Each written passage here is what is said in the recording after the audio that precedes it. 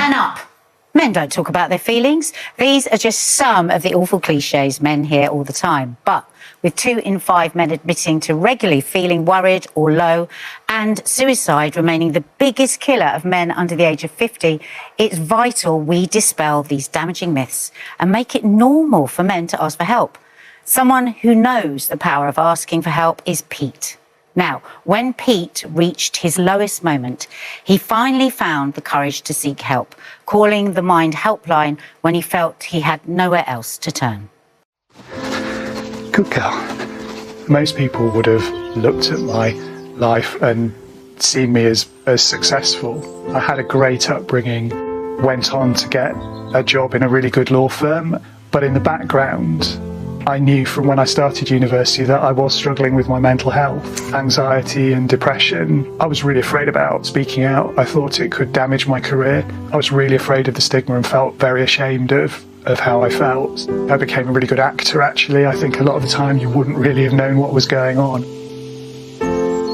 In my job, I gave a lot of presentations, and I've been just feeling worse and worse about those. So my anxiety was really, really bad at that time. I was due to give a presentation that I was really nervous about, really nervous. And I drove onto the motorway, and as I was going, I could feel those first symptoms of a panic attack. I could feel shortness of breath, and my heart felt like it was beating so fast it was almost going to beat out of my chest. There's cars everywhere, everyone's moving at speed, so I knew I had to get myself to safety.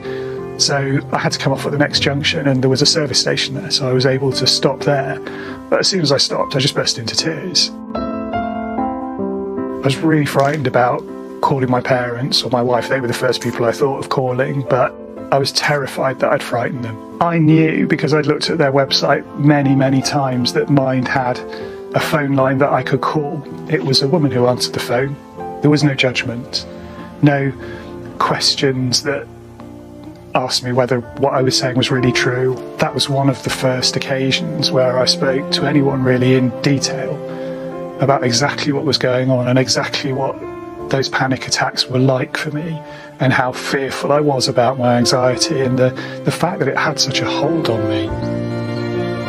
It has become much easier to talk about my mental health and just be able to explain my feelings to people, because it was such a big part in putting down the foundations of where I am today. If I hadn't called Mind in that moment, it's really hard to say what would have followed. I don't honestly know whether I'd still be here. This is really serious. Calls to those helplines can save lives. They can also save families. Because when a man experiences poor mental health, the ripple effect can touch everyone in their lives. My husband Mark lives with bipolar 2, and I've witnessed firsthand just how much progress can be made when men are open with how they're feeling. Talking and listening is so important in helping us all feel less alone. Today, during our Loose Women Talkathon, you can support these helplines. Just £10 could help one of our Britain Get Talking charities' trained advisors answer a call for help via their helplines or web chat. The numbers are on your screen now. Thank you.